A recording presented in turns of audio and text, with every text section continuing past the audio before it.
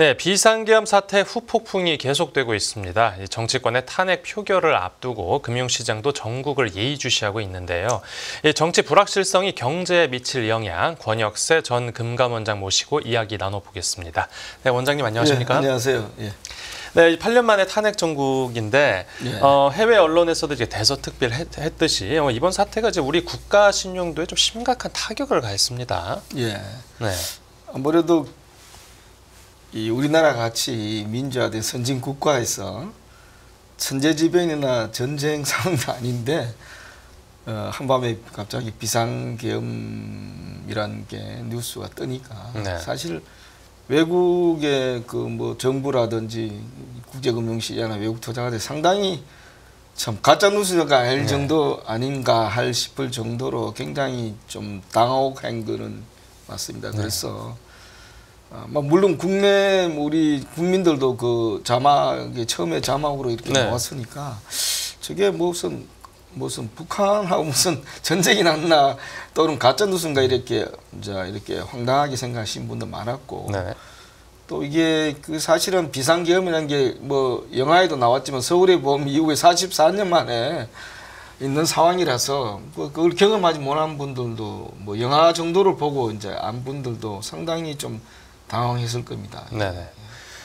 지금 글로벌 신용평가사들이 지금 우리 국가 신용 등급에 대해서도 이제 경고를 이제 우려하는 목소리를 많이 냈는데 이 신용 등급 자체가 그럼 실제로 뭐 조정될 가능성도 있는 겁니까? 사실은 뭐 신용 등급은 뭐 경제의 어떤 펀더멘털 이런 것을 보고 이렇게 이제 평가를 하는 거기 때문에 이번 사태가 그렇게 어떤 경제의 어떤 펀더멘털의 어떤 영향을 뭐 당장 미치는 건 아니기 때문에 그리고 또 잠깐 이렇게 또 해프닝으로 해소됐기 때문에 그걸 가지고 그렇게 평가하는데 반영하지는 않습니다. 그래서 뭐 세계 최대 그 신용평 S&P도 그 변동이 없다 이렇게 이야기했습니다. 다만 이제 이게 어떤 정치적 불확실성이 상당하게 장기화가 돼가지고 그게 어떤 우리 경제의 어떤 펀더멘털에 어떤 영향을 미치는 구체적인 어떤 통계가 나온다든지 뭐 이런 걸 상황에서는 신용평가에서 아마 착수할 수 있을 겁니다.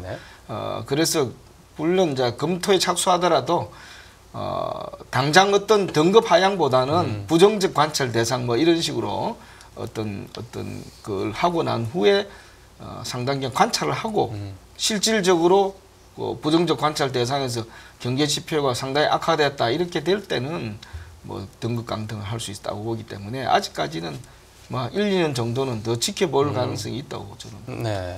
그리고 실제로 이제 우리 정치권에서 빠르게 대응한 데 대해서도 긍정적인 평가가 나왔죠.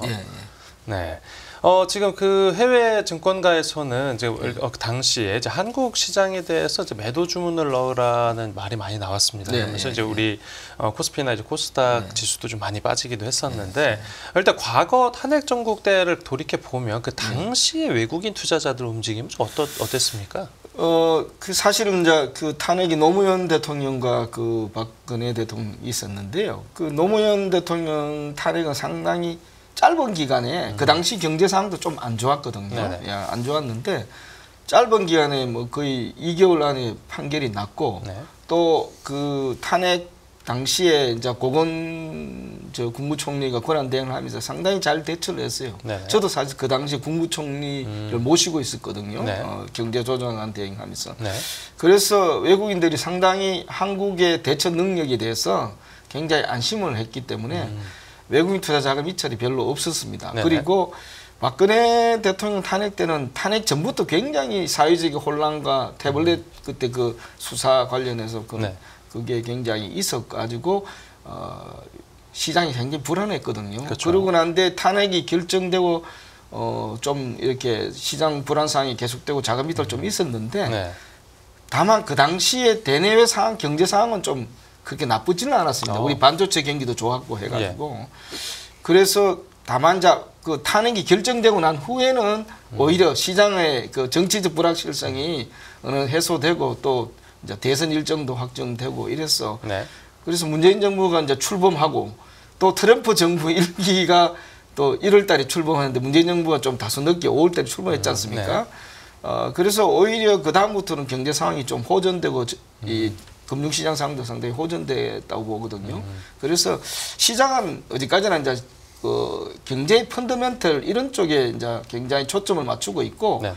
정치적 불확실성이 어느 정도 해소되느냐 안 되느냐 이런 쪽에 포인트를 두기 때문에 네네. 지금 이제 우리가 이렇게 이 외국인 투자가 자금 이탈을 우리가 걱정하는 것은 오히려 이 트럼프 정부가 출범과 관련해서 대외 상황의 불확실성 네네. 그리고 우리 지금 경제가 상당히 좀 어렵거든요. 내수도 그렇고 수출도 뭐 중국의 여러 가지 경쟁 요인 이런 거로 여러 가지 덤핑 이런 거에서 굉장히 어려움을 겪고 있는데 이런 쪽에 요인이 오히려 좀 큰데 거기에다 덧붙여서 5분 사태가 생겨나고 이게 또 탄핵 정국으로 연결되면서 정치적 불확실까지 굉장히 지속된다면 그게 상당히 외국인들이 앞으로 예의주시하는 그 포인트다. 다만 다행히 우리가 이 탄핵 정국에 설령 돌입하더라도 우리의 그 행정부의 그 대처 능력이나 이런 거는 높이 평가하고 있고 우리나라의 경제의 시스템에 대해서 신뢰도가 있기 때문에 그렇게까지 심각하게 외국인들이 자금 이탈할 거로 저는 보이지 않습니다만은 그러나 하여튼 정치 상황이 불확실성이 굉장히 오래 끈다면 네네. 이게 분명히 트럼프 정부 출범과 관련해서 우리가 그 대처할 능력도 상당히 떨어지기 때문에 네. 상당히 조금 영향을 좀 미칠 거라고 저는 겁니다. 그래서 어떻게든 정치적 불확실성을 빨리 해소하는 방향으로 이 문제가 좀 흘러가야 될 거 아니냐. 우리가 다 기회를 모아야 될 거 아니냐. 그렇게 생각합니다. 네, 정치적 불확실성 말씀해 주셨는데 예. 그러면 이제 지금 그러니까 탄핵 그 소추 예. 관련해서 표결을 앞두고 있는 그러니까 지금이 그럼 정치적 불확실성이 가장 큰 상황 아니겠습니까? 뭐 아마 이제 그래서 내일 제가 뉴스에는 뭐 내일 이렇게 이제 탄핵에 국회에서 표결을 한다 이렇게 되지 않습니까? 네. 그러면 이제 표결에서 만일에 이게 이제 탄핵이 결정되든지 또는 결정이 안 되든지 간에 뭐 결정되더라도 국무총리가 이제 권한 대행을 하게 되고 네네. 또 우리 내각이 뭐 권한 대행 하에서 이렇게 신속하게 대응하면 뭐 그렇게까지 어떻게 되든 불확실성이 좀 해소되는 면도 있는 거니까 네. 아마 한 2, 3개월 정도면 과거 전례로 봐서는 뭐 헌법재판소에서 뭐 그걸 어떻게 판결이 나올 거 아니겠어요? 그러면 어떻게 보면 큰 틀에서 불확실성이 해소되는 그런 그가 될 수도 있는 거고요. 지금 현재 상황에서 우리 윤석열 대통령의 뭐 이런 여러 가지 뭐 지금 내란지 기소 이야기도 나오고 엄청나게 혼란스러운 신분상의 상황인데 네. 지금 권위라든지 대외적 신뢰관계가 이미 많이 떨어져 있는 상태에서 네. 뭐 정상 외교라는 것도 거의 불가능한 상태이기 때문에 어떻게 보면 이런 부분이 오히려 어떤 빨리 매듭짓는 부분이 오히려 정상 외교라든지 우리가 대외 관계라든지 어떤 정치적 불확실성을 더 빨리 해소하는 게 경제 면에서 보면 더 어떻게 나쁜 결과가 아니라고 저는 생각합니다. 네, 그러니까 뭐 가결이 된다라고 하면 그러니까 정치적 불확실성을 정치적 불확실성을 줄여준다는 차원에서 오히려 그런 면이 있죠. 왜냐하면 네. 지금 굉장히 어떻게 만일에 부결됐다 하더라도 이게 그대로 끝나는 건 아니고 엄청난 대규모 소요라든지 뭐 여러 가지 그런 이슈들이 발생하기 때문에 그러니까 그 동안에는 좀 그러면 이제 금융 시장이 다시 흔들릴 수도 있고 그렇죠. 그런 거 여야 아니겠습니까? 간에 첨예한 대립이 계속되고 노사분규라든지 그 어떤 노조의 그 총투쟁 뭐 이런 것들이 굉장히 극심한 혼란이 상황이 오래 간다는 거는 우리 정치적 불확실성이 경제 그 안 그래도 어려운 경제의 발목을 잡을 수 있는 부분이거든요. 그래서 어떤 형태로 가든 빨리 이 문제의 불확실성 해소하는 방향으로 가는 게 저는 뭐 우리 경제에 나쁜 건 아니다. 네. 그리고 우리의 그 지금 행정부의 여러 가지로 보면 내각의 그동안에 여러 가지 위기가 있었지만 그 내각에 대해 위기 대처 능력은 꽤 있는 거거든요. 예. 그리고 또 뭐 그동안에 또 외국인들도 우리나라의 그 시스템 자체에 대해서 신뢰도는 있는 겁니다.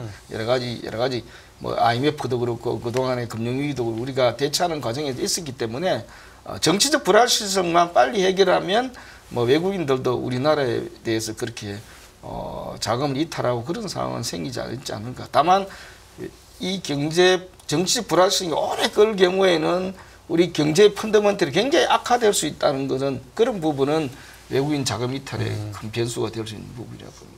네. 지금 그러니까 8년 전으로 돌아가 보면 그때 그 탄핵 정국하고 지금이 좀 많이 유사한 상황인데. 그렇죠. 네. 지금 박근혜 대통령의 그 당시 탄핵 당시에 트럼프 정부 일기가 이제 막 출범하고 네. 박근혜 그 당시 출범할 때는 박근혜 대통령이 탄핵에서 직무정지되고 뭐 이게 이제 그 총리 권한 대행 상태가 있었고요. 그리고 이제 박근혜 대통령이 3월 달에 탄핵이 되고 그다음 뭐 대선을 거쳐서 문재인 정부 출범하고 이제 트럼프 그게 지금 8년 지나서 똑같은 지금 상황이 있거든요. 그래서 네. 제일 중요한 거는 지금 트럼프 정부 출범과 관련해서 이게 여러 가지 지금 이슈들이 많이 발생하고 있는데 네네. 저희가 잘 대처하는 상황에서 지금 이런 문제가 생겼단 말입니다. 그래서 어찌됐든 빨리 그 트럼프 정부 입장에서도 뭔가 어떤 뭐 상대방이 좀 이렇게 뭔가 새롭게 출범한 뭔가 하는 사람하고 협상을 하고 싶지 않겠습니까? 네. 뭔가 타협하고 싶은데 그런 면에서 빨리 이 문제가 좀 매듭이 지어야 되지 않을까 저는 그런 생각. 네, 그래서 지금 트럼프 2기 이제 행정부 출범을 앞두고 있는 상황에서 좀 협상 문제가 좀 차질을 빚을까 이렇게 우려가 되는 상황인데 여기서 이제 우리 만약 그 가장 안 좋은 최악의 시나리오라고 하면 어떤 걸 생각해 볼 수 있겠습니까?